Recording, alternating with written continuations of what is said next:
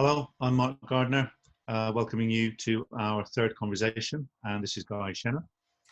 Thank you, Mark. And so we're calling this series of conversations Odds and Ends, Solution-Focused Talk.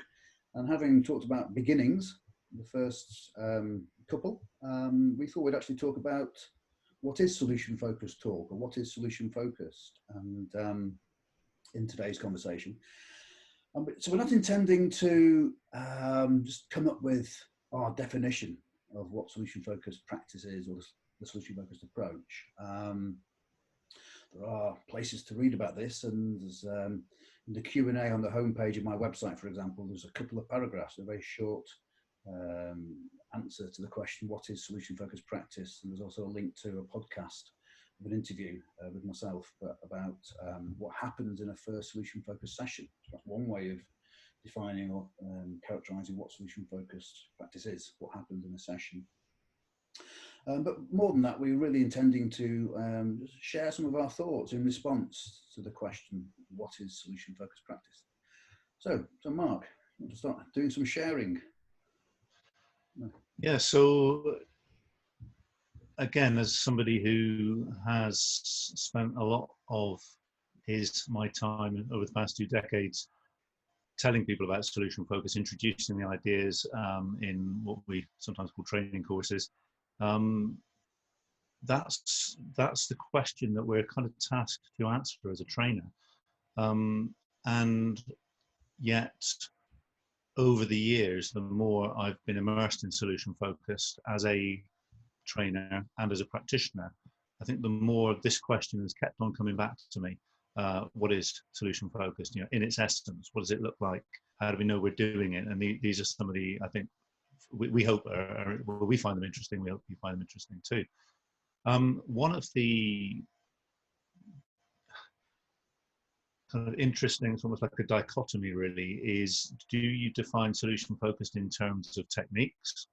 You know, you do this, and there is some of that in the tradition for various reasons, or is it more about an overarching kind of ethos or a set of principles? And I've been even thinking about the word culture, and I found myself thinking about Carl Rogers talking about the core conditions for counselling, and just wondering whether you could think about the core conditions for solution-focused brief therapy or solution-focused practice. So again, as a trainer, as well as attempting to introduce these ideas, I've wanted, as part of the development for trainees, is for them to be able to start talking about that and answering that question themselves. So very often a follow-up exercise I have used is to reference Bill O'Connell in his book Solution Focused Therapy, where he describes the essence of solution focus being in 3 features. That it is future focused, secondly that it is competency based, and thirdly that it is person centered. So the task I set small groups is each group to go away with one of those and to kind of really talk around 2 questions. What do they think Bill O'Connell means? So in saying future focus, what's he getting at? But also, what doesn't he mean? So in that instance, if you say solution focused is future focused, does that mean it never looks into the past? So I think later in this conversation, if there's time, or maybe on a future occasion, Guy and I would like to think about the extent to which you can define solution focus in terms of what it isn't. So I have found that a useful kind of heuristic tool to use those 3 items from Bill O'Connell as a basis for discussion for people with their emerging understanding. What do you think, Guy? Well, I started noting some things down, Mark, as you were saying them. You used the word essence twice. Well, that's quite interesting. What is the essence of solution-focused practice? And you know, I'm wondering whether that's an answerable question. You know, whether there is an essence of solution-focused practice, and maybe Bill's trying to get at that with those 3 features: future-focused, competence-based, and person-centered. You also asked the question, how do you know that you're doing it? How do you know you're doing solution-focused practice? Which I think is a fascinating question. And they're also picking up on how it is that these questions come to be asked, and why we feel we need to answer them or try to answer them. Because one is in our role as trainer. So if you're running a training course in solution-focused practice, it seems most reasonable to ask, well, what is it? And I got myself thinking of being in the position of a trainee. And it'd be interesting to be a trainee answering those questions that you pose about bills, those 3 properties of bill. And I thought, well, yeah, a trainee is going to want to know, what do I do, to be solution focused. And that reminded me of my very recent rereading. I think we've both just read or reread the article by Dominic Bray. I think it's Vicky Bliss and Dominic Bray in order. A nice article in the Journal of Systemic Therapies, looking for a minimal definition of solution focus, published in about 2008. And at one point, they mentioned early in the article a similar question: how do we know you're doing? Is how do you know when a therapist and client are doing solution focused brief therapy? I thought that's interesting. How do you know that a therapist and client are doing it together? Later in the article, they sort of come to a conclusion that it's what the therapist does, that makes a session solution focused, or that is SFBT. Of course, the trainee is sort of wondering, I guess, as a trainee, I want to learn how to do this. We're sort of looking at what does the therapist, or the becoming therapist, the training therapist, do that's solution focused. Which can lead itself to this, maybe learning a set of techniques. Or following a set of tenets, like being feature focused and competency based and person centered. But I think this is an interesting question. What is it that therapist and client do together? So I'll just say a tiny bit more about that, Mark, and hand back to you. Because sort of, minimal definition in my head, I talk about, is that within an overall direction for the work, which is whatever the work is that can be described as solution focused, the direction is sort of created by the person's hopes, or the people's hopes for the work. Hence the importance of the questions like, what are your best hopes from this work, at the beginning of solution focused practice conversations. Within the overall direction, there's 2 types of talk going on. So the client, or the person who's being helped, is talking about the future in which those hopes are being realised, and then what they're doing already or have done that's helping move towards that, or that might contribute to moving towards that. So the future focus, which Bill had in his list of 3, and what I might call the progress focus, which might be similar to the competency-based. And maybe the person-centered of Bill. And the thing with Bill's 3 is that you need a bit more explanation to say what they all mean, but maybe the person-centered is meaning the best taste. It's the direction of where the client wants the work to go to. So that for something to be solution-focused, the person, receiving the help, or the client, is talking about the future they want and the progress they're making towards that. So that's actually defining it by what the client is talking about. But maybe it's more reasonable to define it as what the therapist is doing, or the worker is doing, and what they're doing is doing things that help a client to talk about the future they want, or they hope for, and the progress they're making. Yeah, because of course in sessions, clients will talk about their problems and all sorts of things. So I say to trainees, we talk about how we might respond if a person is talking about their huge problems. Of course, what makes a session solution focused, or a piece of work solution focused, is not what the client does, I find myself saying. So I'm now questioning that a bit, but how the therapist responds. So of course, my solution focused sessions are peppered with clients talking about their problems.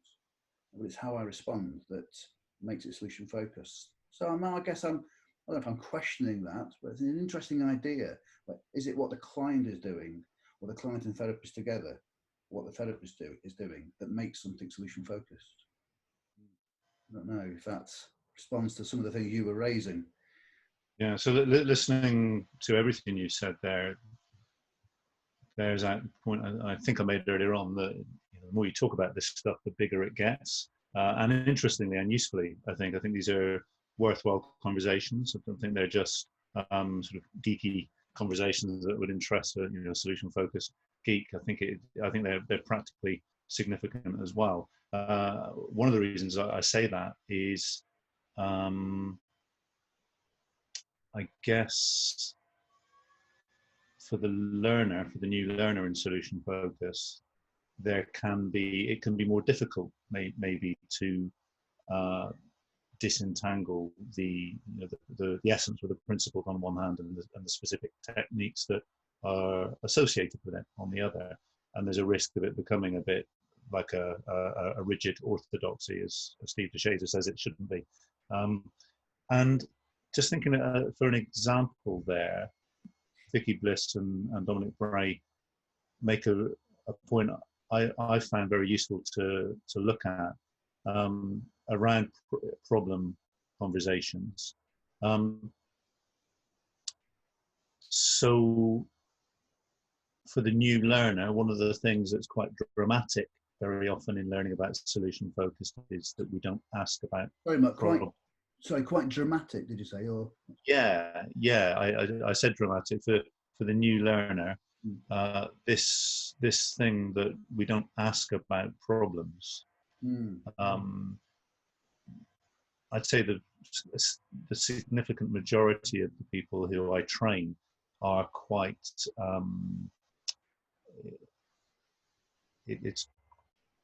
they're very used to asking, assuming that that's what they've got to do, is they've got to work out what's wrong and operate on the basis of problems and diagnoses and so on. So it's high impact to hear that actually in solution focused you don't ask about the problem. There's different questions that you ask, because then the question arises, as you said, Guy, what if the client wants to talk about the problem? And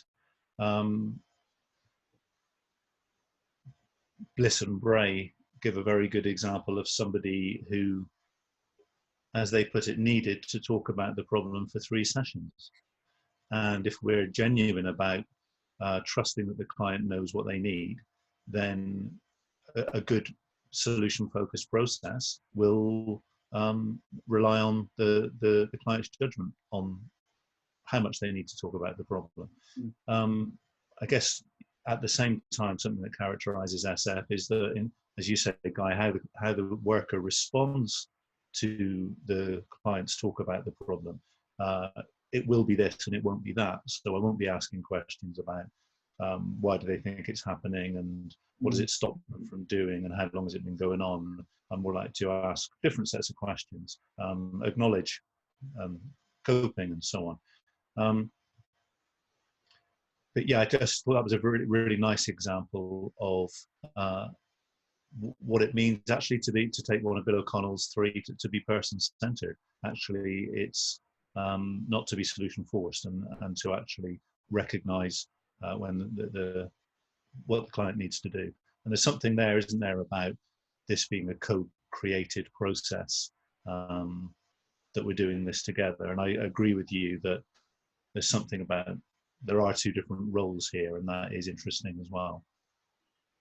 Okay, that's. I'd like to talk about these ideas of co-creation and co-construction maybe at a later. I don't mean to stifle conversation about that now, Mark, but because I'm never quite sure what co-creating means really.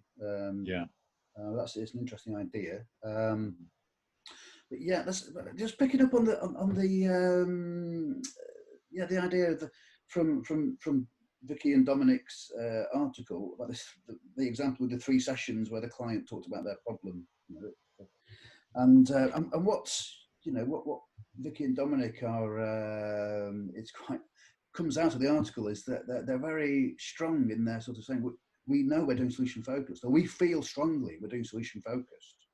So it's almost like, don't tell us we're not doing it because we're not asking the miracle question and scaling questions. And I think they're responding in part to some of the research definitions that were constructed around like 2000 by the European Brief Therapy Association to try and make sure there was standardized, that there was something that is called solution focused brief therapy going on in a multi-center research project. anyway, that was, I think that was something they were responding to. But yes, so when I read that example, I thought, well, yeah. So I wonder what you were doing at the time while the client was talking about the problems, because obviously you wouldn't want to show a session to someone and say, look, this is me doing solution focused work. If it literally just showed a client literally 100% of the time talking about their problems, because then how would you know that was solution focused? It would be a bit odd, because that could be any approach. I would have thought. Interesting thought. Yeah. And it made me think of, you know, another place where this is a very important question is for accreditation. And, you know, the UK Association of Solution Focused Practice, UK ASFP, has developed, you know, this excellent system of accreditation over the past few years, which is very much governed by the question, how do we know that someone's doing solution focused practice? So the person who wants to be accredited as a solution focused practitioner, the way to do it is you have to submit a session, and a first session for various reasons, to show, look, this is me showing that I can do solution focused practice. And I imagine that, you know, you wouldn't pass, you wouldn't get accredited if you handed in a session where the client was talking about their problem for the whole session. Even though you could well be doing solution focused practice, as Vicky and Dominic said, you know, but it wouldn't show. So that's partly a response to what you said, but I think that might open up something else for us to sort of a path for us to go down, Mark, in terms of the importance of seeing a whole session, to see a whole of. Because you mentioned earlier that we could well be talking about looking at solution focused practice through the lens of what it isn't, or defining it what it doesn't do. And you could hear somebody in lots of different approaches ask, how would you know things were getting better? You know, I saw a video of somebody talking about CBT, and they had this future focused style question like that. So you need to, hearing somebody ask one question wouldn't be sufficient. It could be within a different approach overall. So to see a whole thing, and that might be more than one session, because, you know, and yeah, you were going to come in a moment ago. Yeah, couple of thoughts, but just one of them was think about, there's a passage in Wittgenstein where he refers to, and it's around, it's discussing language, the philosophy of language stuff, and he uses this metaphor of using a rope ladder to climb up to a higher place of understanding. And once you've got to that higher place, you can chuck the rope ladder away. So it is, to use that term, a sort of heuristic tool. It's something that can help you get somewhere useful, but it doesn't have, it's not the truth either. And I just was thinking when you were talking, Guy, about if you want to develop solution focused research purposes or for accreditation purposes, which are, you know, good things to do, then in a sense that's like the rope ladder. It's yeah, it kind of makes sense to do this, but we shouldn't get too attached to these building blocks. And and with that, I'm thinking about what might be a process of developing a deeper understanding of what solution focused is.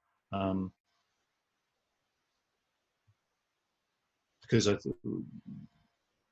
is it in Bliss and Bray that they say, you touched on it just then as well, you could be asking all those kinds of, you know, miracle questions, scaling questions, future focused questions, and not be being solution focused.